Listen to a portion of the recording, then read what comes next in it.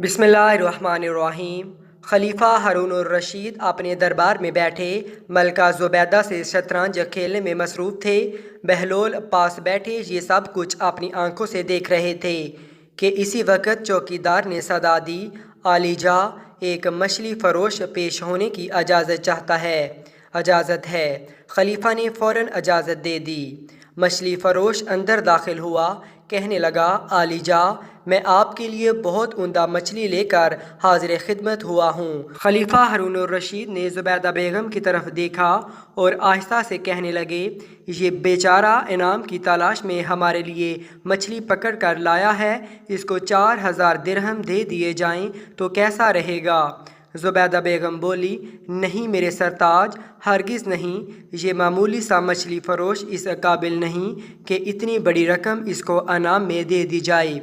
इस तरह तो बहुत से लोग लाइन लगा कर खड़े हो जाएंगे, फिर तो आप अपना सारा ख़जाना खाली कर बैठेंगे।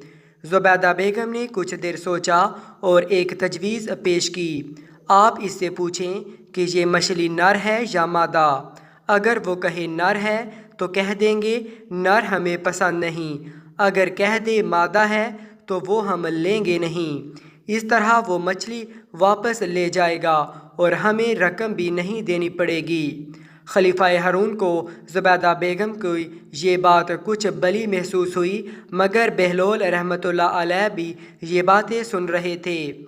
उन्होंने बादशाह से आहिस्तगी से कहा, मछली फ़रोश बड़ी मेहनत से आपके लिए उम्दा मछली पकड़ कर लाया है, ये मुनासिब नहीं कि मलका की बातों में आकर इसको नामुराद लौटा दिया जाए। मगर बादशाह ने बहलोल की एक ना सुनी और मछली फ़रोश से कहा, अच्छा बताओ तो ये मछली नर है या मादा?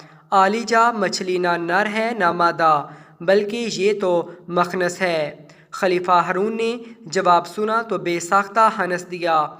अहले दरबार भी हंसने लगे। हमें तुम्हारी हाजिर दमागी ने मुतासर किया, तुम्हें शाही ख़जाने से 4000 दिरहम इनाम में दिए जाते हैं। मछली फ़रोश दिरहम लेकर वापस पलटा ही था कि एक दिरहम ज़मीन पर गिर गया।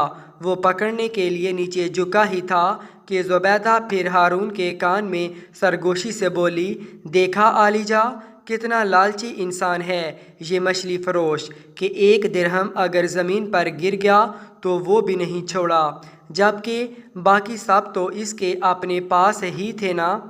क्या ख़बर कोई और ज़रूरतमंद वो दिरहम उठाकर अपनी ज़रूरत पूरी कर लेता।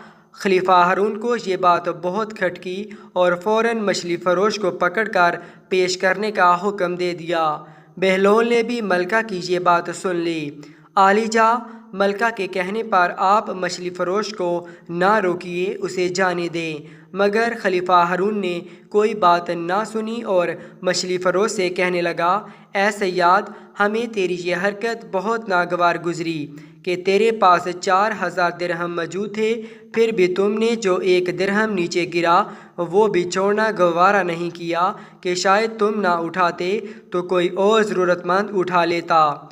आलीजा की अमान पाऊँ तो कुछ अर्ज़ करूँ? मछली फ़रोश कहने लगा, हजूर वाला, ये ग़ुलाम पस्त फितरत नहीं बल्कि नमक की कदर करना जानता है। मैंने इसलिए वो दिरहम उठा लिया कि इसके एक तरफ कुरानी आयात लिखी हुई हैं, जबकि दूसरी तरफ आपका इसमें गरामी, तो फिर मैं कैसे सोच सकता हूँ कि वो ज़मीन पर पड़ा रहे और लोगों के पाँव इस पर आते रहें। मछली फ़रोश की हाजिर दमागी ने सारे दरबार को हैरत में डाल दिया। खलीफा हारून रशीद बेसाख्ता बोल उठे, वाह, बहुत उम्दा जवाब दिया शिकारी तुमने, हमें बहुत महजूज किया। हारून रशीद ने खरांची को हुक्म दिया, इस शिकारी को 4000 दिरहम और दे दिए जाएं। जब मछली फ़रोश रुखसत हो गया तो हज़रत बहलोल रहमतुल्लाह अलैह ने हारून रशीद से कहा, मैं न कहता था कि शिकारी को बार बार ना रोकें, अब वो 4 की बजाय 8000 दिरहम लेकर जा रहा है। हारून रशीद हंस दिया, हाँ वाकई मुझे तुम्हारी बात पर गौर करना चाहिए था।